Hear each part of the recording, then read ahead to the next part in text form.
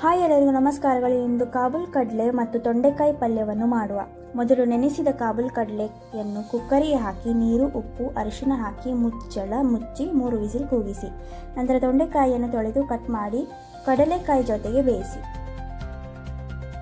ಆಗ ಒಂದು ಬಾಣಲೆಗೆ 1 ಚಮಚ ಎಣ್ಣೆ, 6 ರಿಂದ 7 ಬ್ಯಾಡಿಗೆ ಮೆಣಸು, ಧನಿಯಾ 2 ಚಮಚ, ಜೀರಿಗೆ ಅರ್ಧ ಚಮಚ, ಕರಿಬೇವು ಸ್ವಲ್ಪ ಹಾಕಿ ಫ್ರೈ ಮಾಡಿ ಮಿಕ್ಸಿಗೆ ಹಾಕಿ. ಈಗ ಅದೇ ಬಾಣಲೆಗೆ 1 ಕಪ್ ತೆಂಗಿನ ತುರಿ ಹಾಕಿ ಫ್ರೈ ಮಾಡಿ ತಣ್ಣಗಾಗಲು ಬಿಡಿ.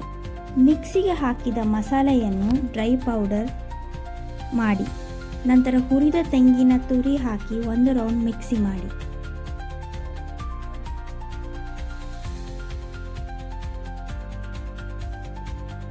ಇವಾಗ ಒಂದು ಬಾಣಲೆ ಇಟ್ಟು 3 ಚಮಚ ಎಣ್ಣೆ, ಸಾಸಿವೆ, ಜೀರಿಗೆ, ಕರಿಬೇವು, ಒಣಮೆಣಸು, ಈರುಳ್ಳಿ ಕಟ್ ಮಾಡಿ ಹಾಕಿ ಫ್ರೈ ಮಾಡಿ. ನಂತರ ರುಬ್ಬಿದ ಮಸಾಲೆ, ಉಪ್ಪು ಹಾಕಿ ಫ್ರೈ ಮಾಡಿ. ನಂತರ ಬೇಯಿಸಿ ಕಡಲೆ, ತೊಂಡೆಕಾಯಿ ಹಾಕಿ ಮಿಕ್ಸ್ ಮಾಡಿ 2 ನಿಮಿಷ ಮುಚ್ಚಿ ನಂತರ ಕೊತ್ತಂಬರಿ ಸೊಪ್ಪು ಉದುರಿಸಿ. ಇವಾಗ ಕಾಬೂಲ್ ಕಡಲೆ ಹಾಗೂ ತೊಂಡೆಕಾಯಿ ಪಲ್ಯ ರೆಡಿ.